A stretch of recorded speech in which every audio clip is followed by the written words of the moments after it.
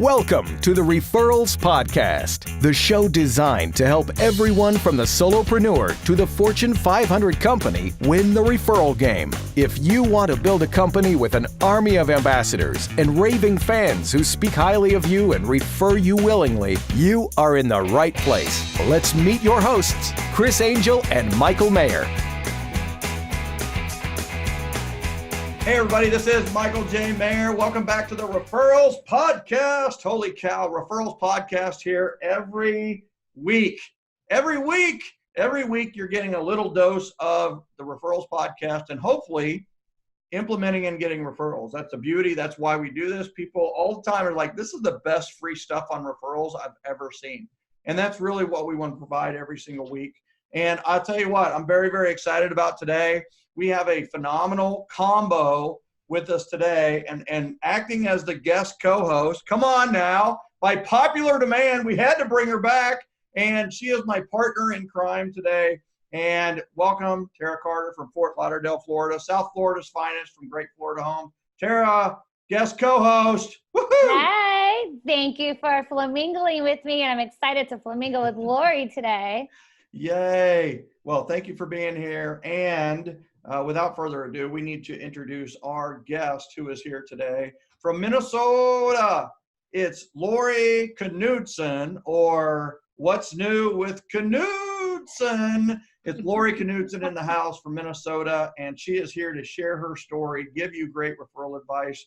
Laurie, welcome to the show. Thank you. I am so happy to be here. It's a privilege. It's in your voice. You literally are happy to be here, right? I mean, sometimes like you see a speaker go up to the stage and they're like, I'm so excited to be here. I'm so excited to speak to you today. It's like, hey, tell your face. No, I am totally on fire to be here today. Yeah. I can feel it. Yeah, and I'll tell you, and she has such an interesting story, and I can't wait to. What's interesting is one of the commonalities is that, Tara's story starts with a book club. And what's interesting is your story starts with a book club as well. So roll into that a little bit of how did you get introduced to, you know what, I'm going to build my business this 7L way, this referral way.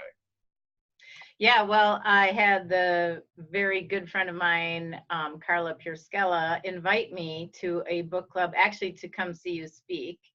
And so I was at that first group in kind of the northern tier of Minneapolis. You were at a hotel and I went to see you speak. So I started to read your book prior to that. And then I was all into her book club. I had been in the business about 24 years prior to reading that book and did the handle objections, close, handle objections. And then I read your book and I was in tandem reading The Miracle Morning. And I just went, I've been doing it wrong the whole time. And I just went, this is how I want to do my business. I want to come from more of a relational aspect. And I just want to come from contribution. And I threw everything else away. I had other coaches, we'll just rename nameless. And I just kind of dove right into 7L. And what I think is most profound is not only did it change my business, it changed my life. So I couldn't not talk about it then. So wow, and that's our episode today. We would like to just express our appreciation to Laurie. That is like wow. That's like I mean, you can't even cue this stuff up. I know, right? So it was impactful, yeah, for sure. Real bumps for everybody. So Tara, you have a similar story. I mean, what's funny is it's the book club it's almost and it's the Miracle Morning combo, right? Yeah, it's fascinating how those little things. I mean, this in the systems like the book. You would agree, right, Laurie, that it's simple. The book for Miracle Morning and the systems that they give you and the 7 levels. I mean, it's just a story. It's not even like here's step 1 and here's what you should do. It's a story. I was getting things in my head that I didn't know you put there. Like it was so sublime. It was the second reading and the third time was actually in the book study. Then the book club was more powerful than the first by far. And then I kind of went, oh man, he dribbled that in there and I didn't even see it. So no way. You mean the second time you read it, you got something out of it? So the third time was even more. When I started hosting the book clubs, then I really became in tune with it. I feel like finally got it. And so, but it was never a hardship. It was just easily accepting into my heart. And I was coming from a place that I wanted to be. And I felt like my whole business changed because of that. And then I also took that step towards coaching and speaking. So Now that, let's talk about that, right? yeah. So you've been coaching for 10 years and you've been coaching kind of a, a question-based, needs-based, needs analysis, overcome objections, close, overcome objections, right? And so, what did you see? And you're in the real estate industry. We always need to preface that, early in this whole thing, we never, everybody assumed it was real estate, but now we blossomed out to nearly every profession out there. And so what are the biggest challenges that maybe specifically real estate agents are having, or what are the biggest challenges for business owners in general that you've discovered through your 10 years? I do coach some non-realtors, and I really enjoy that part of it. And because their hardship, their challenges are really the same. And that is that we learn how to do the business. Like I teach pre-education or pre-licensing for real estate now too. And so you get this license and you have this much knowledge, but they forgot to tell you that there's this whole other piece that nobody touches on, and that is how to build your business and how to work within your business. So there's obviously that difference of working in your business and working on your business. But what I didn't realize, and I think that when I work with these other entrepreneurs, they don't understand that it's really, if you just go back to human nature, and they're missing that commonality of relationships and doing good things for others. For instance, I encourage them to go have coffees and they stack their appointments and just ask their people about what is happening in their life and find an opportunity to help them. And as soon as we understand that they're going through a re-roofing of their house, or they're going to go through a remodel, that we have what I call Laurie's list. It's one of my vendor classes that I talk on, that we have that list we can send out to them and just start helping them. And so it doesn't matter. I have somebody who's a broker and somebody who's an insurance person, and I coach those people the same. It's about getting in front of them, having a reason to call them, that I guess getting yourself out of the way. Like, don't make yourself into be such a big deal that it has to be about you. Make it about them. And all of a sudden just the shoulders drop and they get a sense of freedom, knowing that they can just come to people because they can help people. I guess the word help, they're wondering how to help, and they don't realize it's just all about asking what they can help them do. Tell us a little bit more about Laurie's list. So it's just a Word doc a template that I downloaded from Microsoft Word, and it's called a community directory, but I flipped it around and made it a list of vendors that I work with within the community. And because I'm kind of a lakeshore specialist, I have docks and lifts people, boat people. I actually have some DNR, like lake testing people on there too. But it's more than that too. It's about who's the local garage door expert, who's the plumbing people that I recommend. And I vet all these people out, which gives me a good reason to have coffee with them and keep them in my events that I invite people to. So I'm not just giving out names. I'm actually trying to build their business too. They then in turn recommend me, and they're just tickled to be on that list. I don't charge anything to be on my list. I've been told that I could. I publish it up onto a link that I can just send people to, so it's not always about printing. But sometimes I'll just write it in my handwritten note and say, I just wanted to send you these 3 referrals or 2 referrals, depending on how many people I have. And then people start calling me to get on the list. So it's just this coming from giving, and then all of a sudden it's coming back to you. And when I tell people that when I speak now, it's because they're like, oh, what are you doing? You're speaking now, you're teaching. And I'm like, I'm super passionate about what I'm speaking about. So then all of a sudden their facial expression changes, and they understand me more as a realtor in addition to just this speaker coach. It just transcends is all I can explain it with. Yeah. So Laurie, let me ask you, when you have your Laurie's list, do you have more than one vendor? Or do you have a limit of how many people could be under one category? I don't. Nope, it's coming to me as a recommendation based on the list that's already out there. And if they have a good experience with somebody, they send it to me, and then I contact that vendor and I ask to meet with them. And sometimes, granted, it's only by phone because they don't have time, but my goal is to get with them with a one-on-one and really build that relationship with them so they know who I am and whose list they're on. And it could be called anything. Laurie's list kind of stuck. I'm not. No, I tried to call it Laurie's list. Nobody had any clue what I was talking about. I had to change it to Stellar Sellers, and you deserve 5-star service, so we call it Stellar Seller. But the Stellar Sellers and the Laurie's list and that kind of thing, I mean, having that in one place, just that one concept is a great concept. There's people that people refer out to all the time, but it's in their phone or it's disjointed. Whereas you have it concentrated in one place, you can access it in 5 seconds, and you're not just giving one name. So if somebody needs a pool cleaner, down the road, they might need a pool repairman or a pool maintenance person, right, or whatever it may be. So or a landscaper. So you have this list that's holistic. You give more value than just the name and the person, and it blossoms from there. The other thing that you snuck in there is that, they don't pay for being on the list, and that's a good thing. Maybe, I mean, you could easily charge to be on the list. I could, yeah. But they kind of do. They're charged with, they better do good service, and B is that they're also partners in your events where they help sponsor it and contribute door prizes. Yes. Yes, they do. And they are always reminding me to make sure and reach out to them at their next event. And they cannot show up with just business cards at those events. They have to kind of play in the event and participate and build relationships. I know I saw on your event mastery page recently, somebody fired somebody. And that's exactly what I tell them is you're going to be fired if you just come at this like your business cards are getting handed out. So that's the worst. That can ruin a good event faster than anybody. If somebody's a taker, or they're like, man, I paid $500 to be a part of this event, I better get something out of it. That is the power of, utilizing that door prize entry form and the referral system of the door prize entry form system, is that, they're going to get theirs, and they've just got to be patient enough to just be human for 2 hours. Just be human.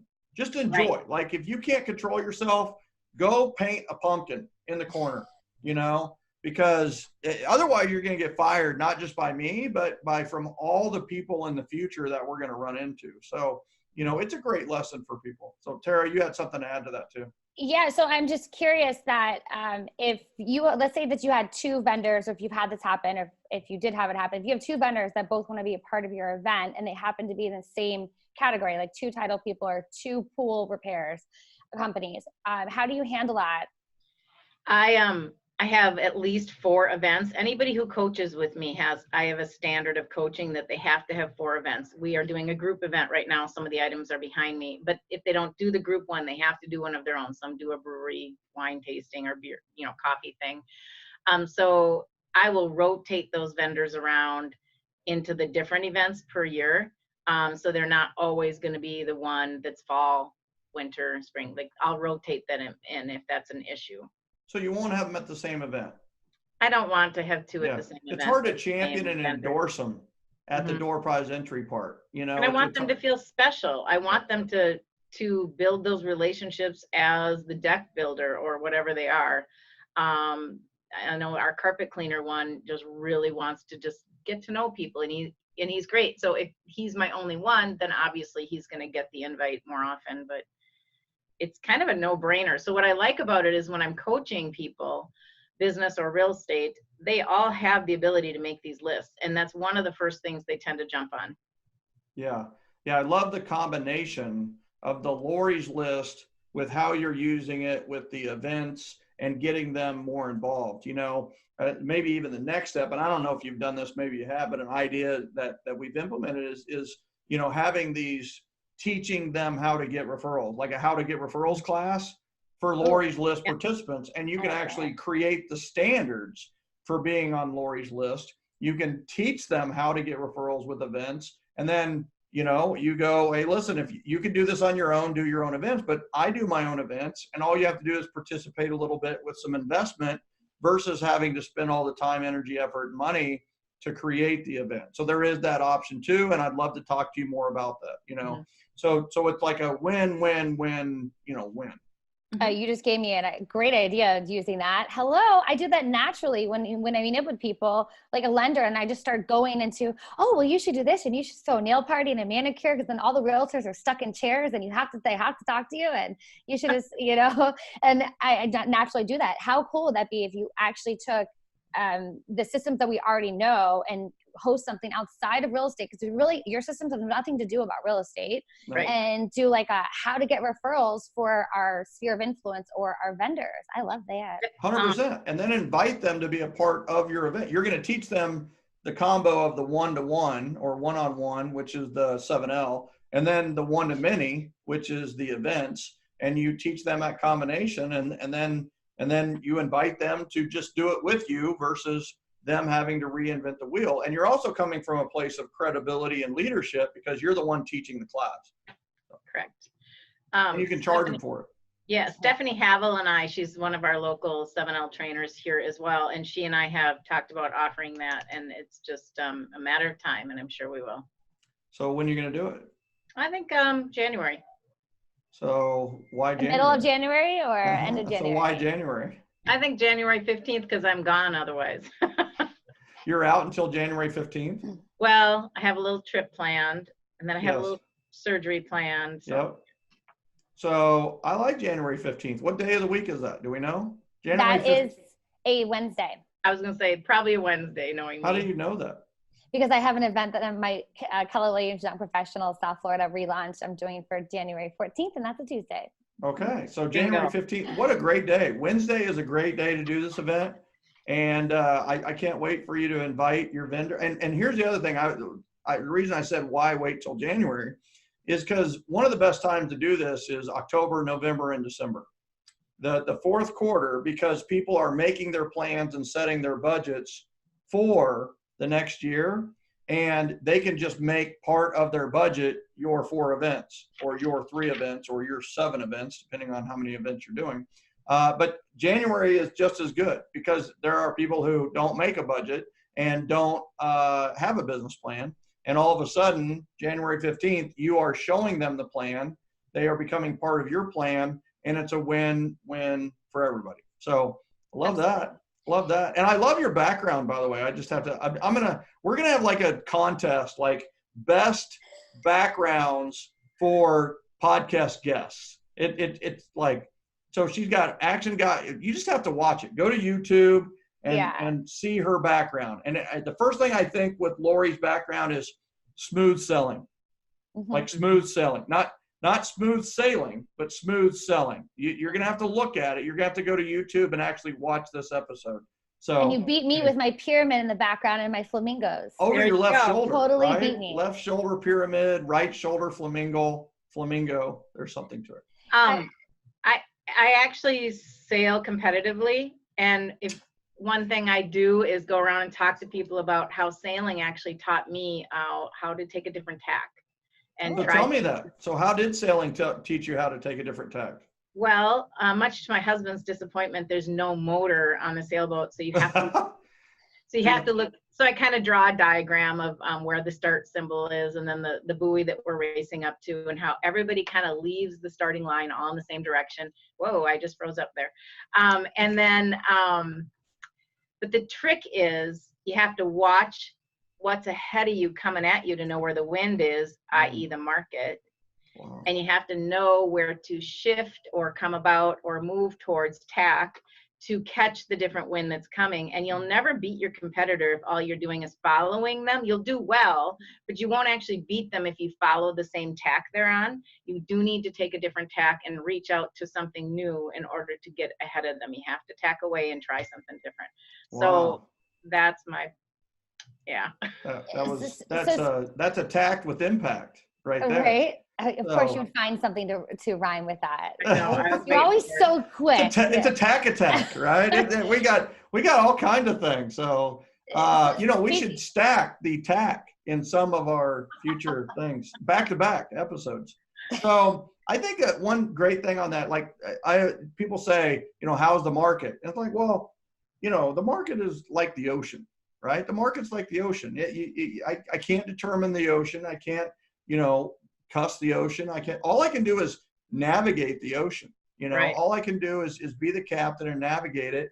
And I can't determine the ocean, but I can navigate on it. And that's the market. What I do is, I'm the captain navigating the market, and that's what I do. So the market is the market, depending on where you are or what you're doing, what's your interest in the market, that kind of thing. But so I mean, a lot of stuff there. Nothing like a great tangent to throw everybody off. Well, Laurie, I have a quick question. So your coaching clients that you have currently, are they majority of people that are in your area and in your region that are in the same field of business that you're in? I have about 30 agents that I coach locally in my marketplace. But then I have about a half a dozen that are out state, and some are not in real estate at all. So It requires, I guess, to get around that, I ask them a lot of questions. It's like playing 20 questions with me in the beginning. I have this little, I know we're going to get to it, but I have a 3-legged stool. I literally draw this on my notes as I'm talking to them, and we label it business. And as you know, one leg won't hold up a stool, so we need to have another one. Well, 2 still makes it very teetery. So you got to have at least 3rd, and it looks kind of ugly when I get done drawing. But the idea is I learn more about them, and I find out where they might not even been looking, that they have resources for more business. And it could be through a hobby, some people that they might know, a second job that they have. I embrace that. Let's sell to all those people that you're working with. And again, I don't even like to use the word sell. I like to just come from a place of education and help people that you work with. So with your coaching clients, you start with DISC a lot. So yeah, and then we'll get into the stool, right? Okay.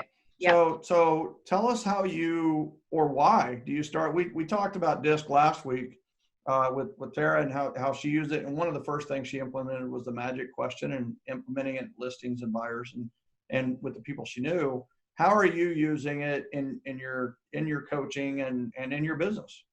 Great question. The market center that I'm in, we have mandatorily that they take a DISC assessment. So I get those results back. And it's interesting because when people take the DISC, they don't really understand that what I'm going to talk to them about is not really about them, although we're going to learn about them. But it's more about, and you talk about this in your book, I'll draw this out. I know it's probably backwards, but I'll kind of pinpoint where their DISC is. It was perfect. And then I draw a line through it, and I explain that you've got to sell to everybody like they're a D, interact with them like they're an I, give them the safety bubble that they need as an S, and give them lots of data like they're a C. And I do a little handshake with them prior to that whole line through it, and I give them a firm handshake, and they're like, and I say, guess what I am? And they'll say, you're a D. And then I reach out again, and I give them a really wimpy, soft handshake that it grieves me out, and then they'll go, oh, and I'll say, that's somebody with a big bubble around them. They're going to have a high S. They're going to be really concerned about safety or maybe risk taking. And so it's in bringing that conversation in, I've heard over and over and over with my agents and just business people that I coach, that they approach their business differently now because they are giving everybody the middle level D. I had to bring my D way down, right, and my C up. Yeah. And so I'm careful of bringing in lots of details for people that need it. And it works so much better. So many more deals go together because I'm paying attention. I don't apologize for who I am, and I make everybody know that wherever they are on the DISC, they're good. But it's about working within the DISC that is where the magic happens.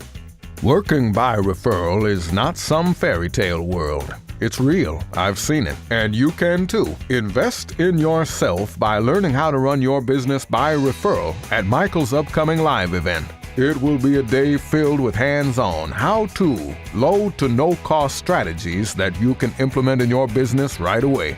Learn how to run a business by referral that not only feeds your family, but feeds your soul.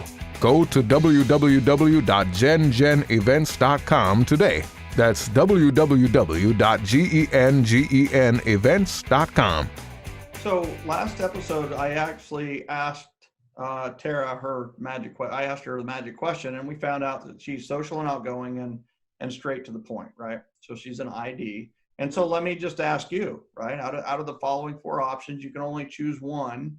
How would your best friend, spouse, or significant other best describe you? Would they say you're 1, straight to the point, 2, social and outgoing, 3, steady and dependable, or are you 4, cautious and perfectly accurate? Well, and you already know the answer because you put me into a table of 4s, but I'm a high I, high D, or a high 2 and high 1, just like Tara. There is no right or wrong to be a good business person, but what that told me is people will say I'm very influential, and I'm very outgoing, and I'm very decisive. So obviously my 2 and 1 come in, or my I and my D come in very high. But what I tell people, and this is so fun to see on the one that I use, I think I think it's People Keys. I tell people I'm a pretty low C, but in reality, I'm a lot higher C than I tell people. So I think that gives me a lot more confidence in where I'm going, is just to remind myself to not throw myself under the bus and say, well, I'm not a very high C. Mm-hmm. So I pay attention to that a little bit more, that in reality, I'll get it done, and it'll be done right, and it'll be done organized. So I don't know. It was just an interesting way to get in with people. Sorry, Tara. No. You continue.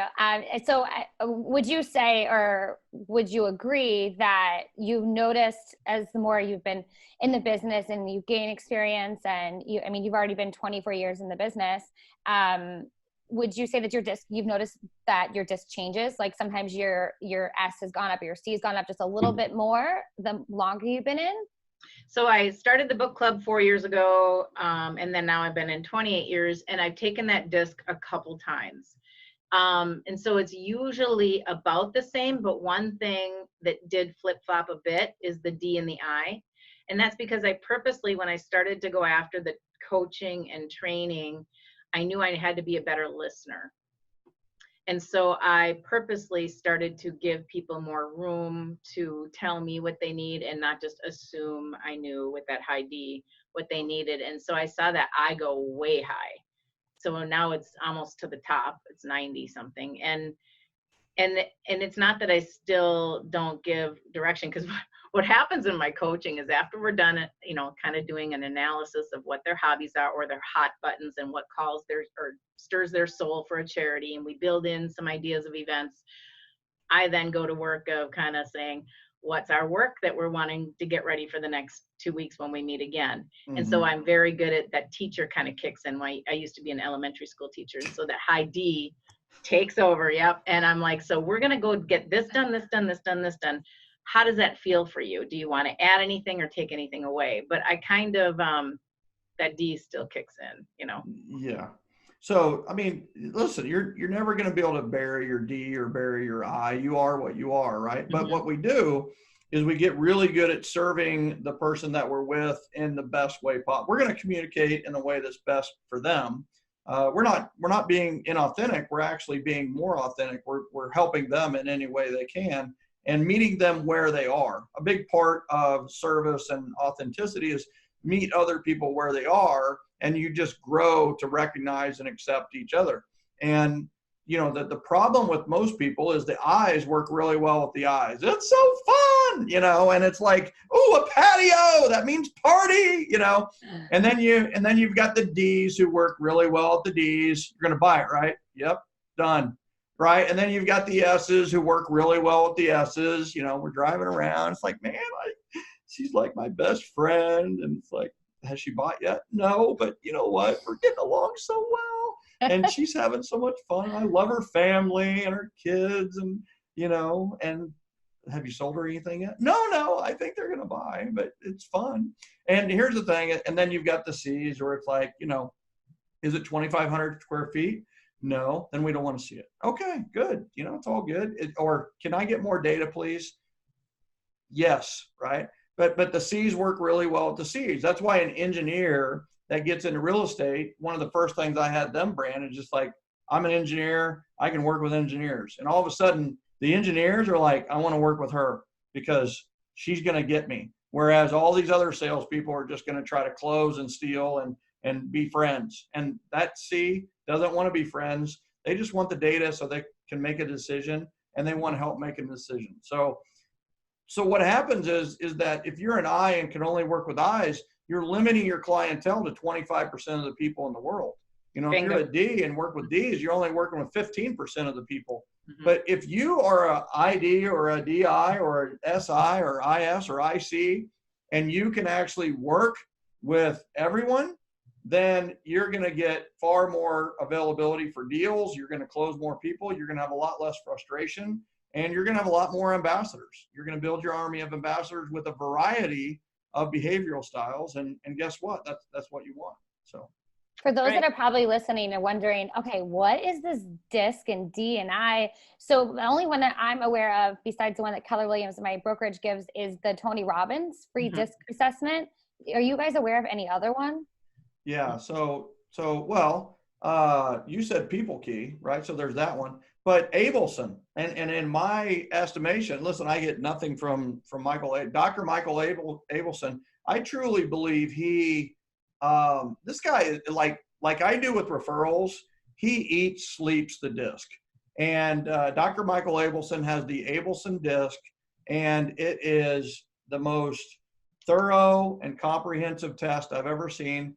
I will warn people a little bit about the Tony Robbins disc or some of these other, they're more like basic assessments, is that they're geared to create a conversation that leads to coaching.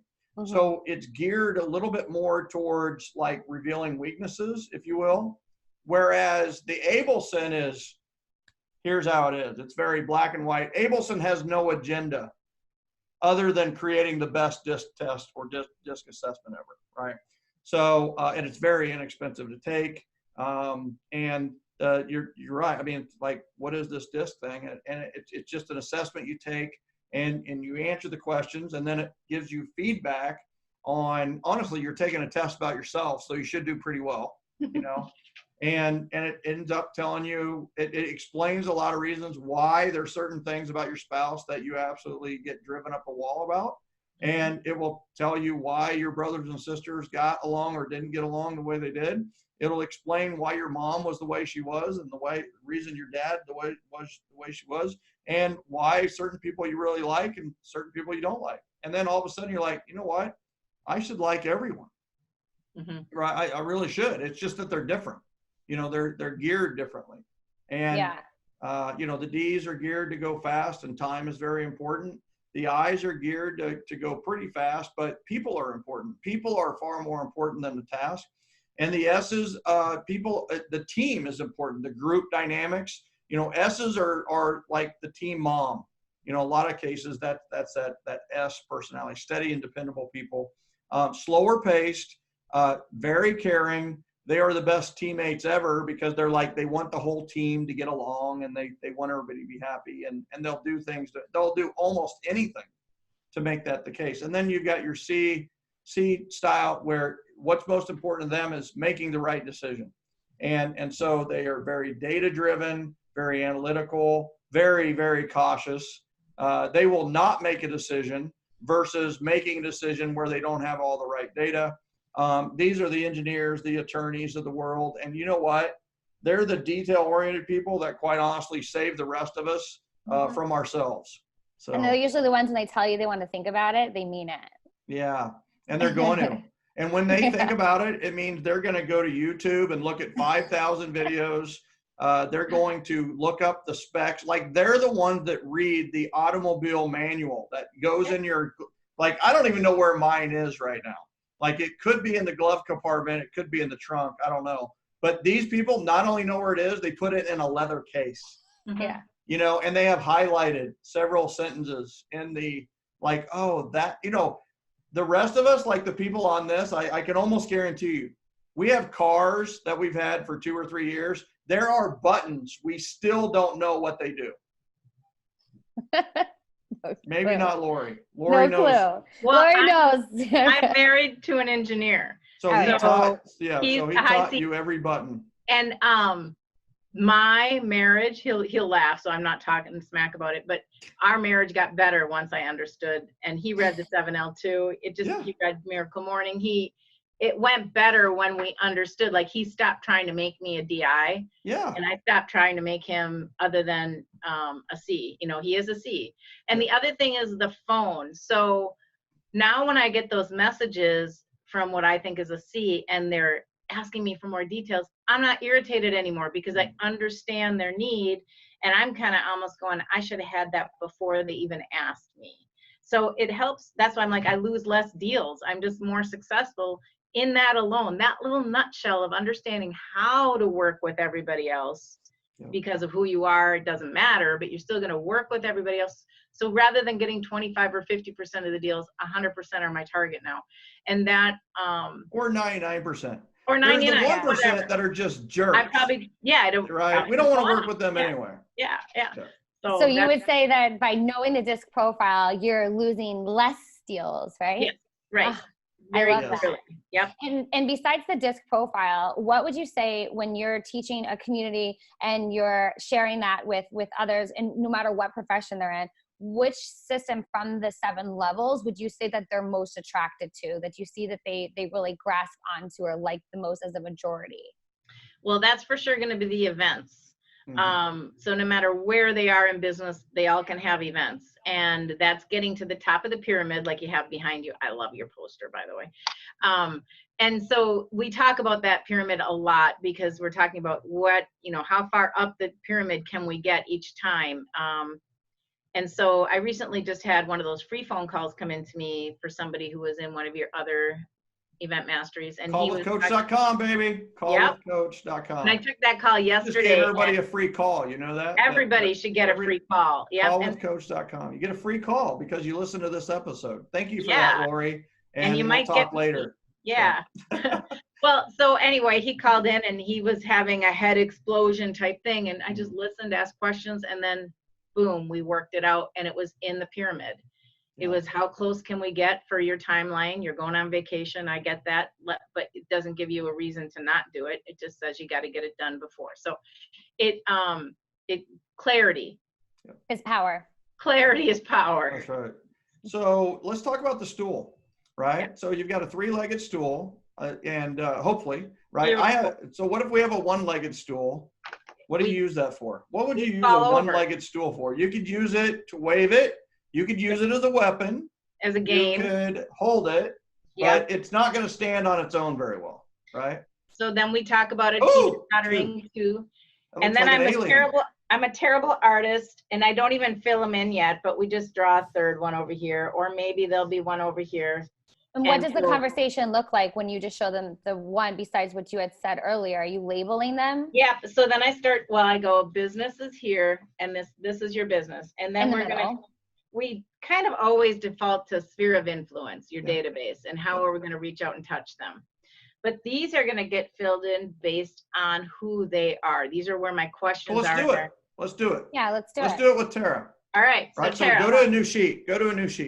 Oh. Because I don't believe in that 4-legged stool. That just looked funny. So yeah, and for those that are just listening, she basically just has a circle of the bottom, like the top of the stool that you sit on, and one leg and so the circle of the stool is your business, and we're gonna go from there.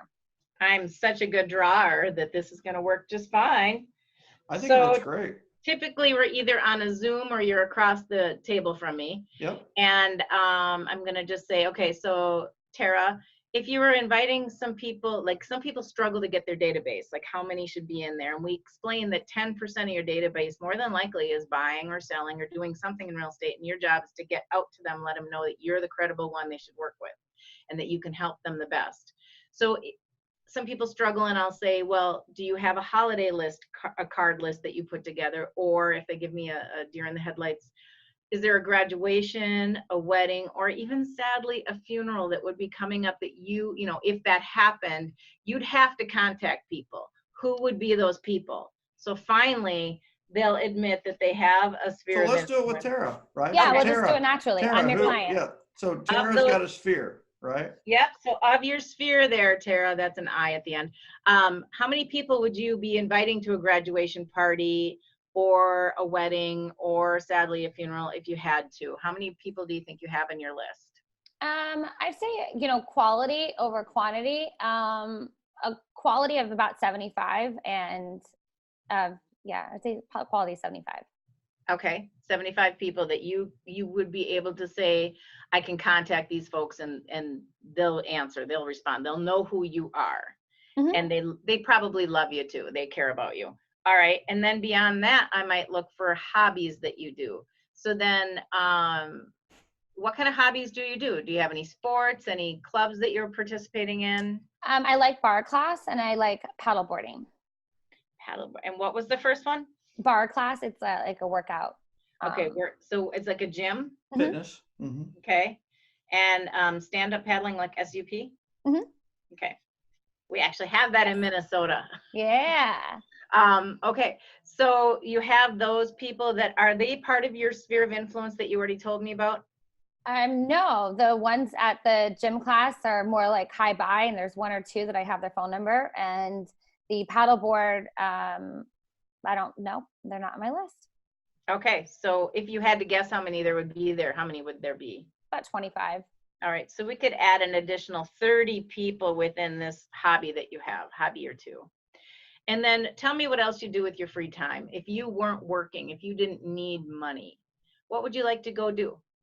I love checking out new restaurants. And being in South Florida, there's definitely, I like the whole foodie aspect, checking out new venues. Mm-hmm. And other than that, I do like going to a lot of charity, like networking events or charity events with my mom. Because she's the vice mayor. For those that aren't watching, Laurie is writing these things down underneath the stool and building this stool. The top is the business, and then each leg is actually like a personal interest of Tara, or a place that she hangs out. So it's really almost like they are hubs or spokes of a wheel, if you will. Yeah. So I like that.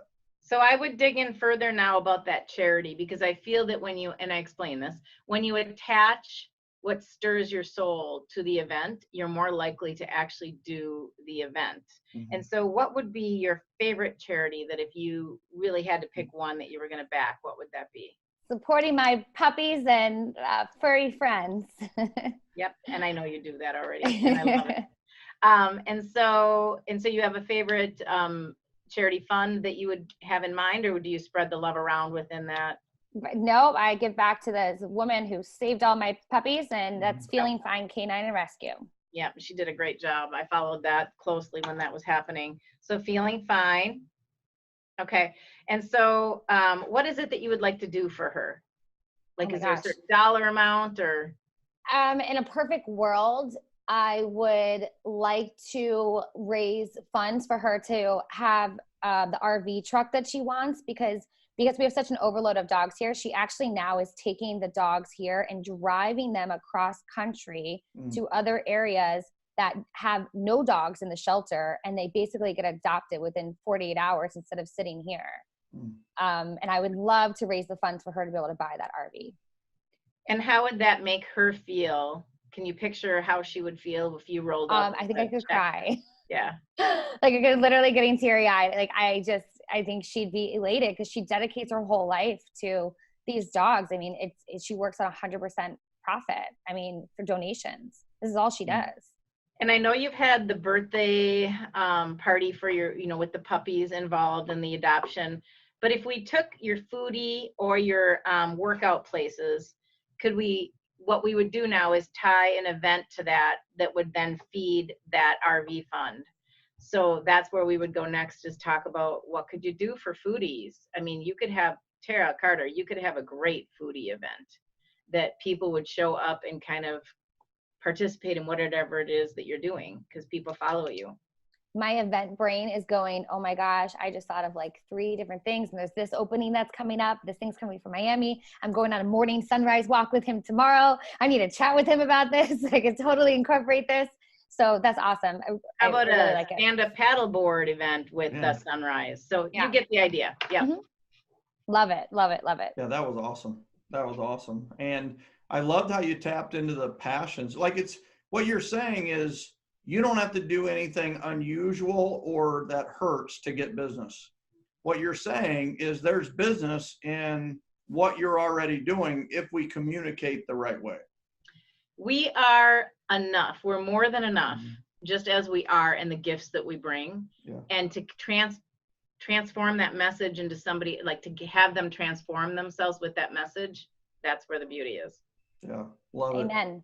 I love it.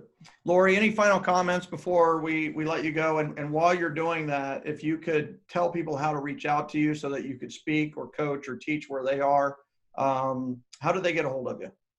Laurie.Knudson@gmail.com. Do you want me to spell it out? Sure. LAURIE.Knudson is KNUDSON @gmail.com. I also have LaurieKnudsenCoaching.com. It's a website that shows plenty of the subjects that I talk on. And I'm very interested in growing my nationwide coaching. I love to do this online or within the phone line that we have with Referral.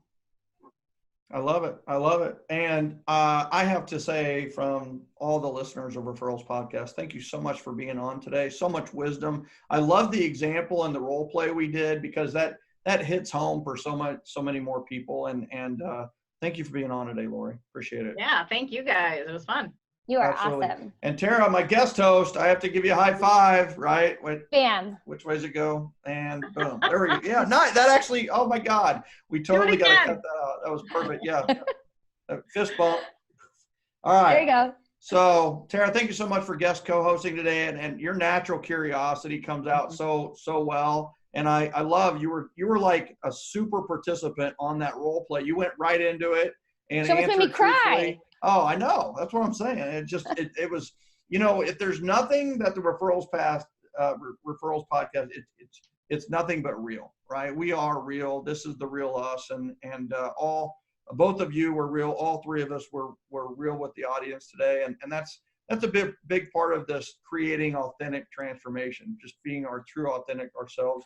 We are enough, as Laurie said. And today we found out, there's business out there where we don't have to go do something crazy or do something that is painful for us or painful for our soul.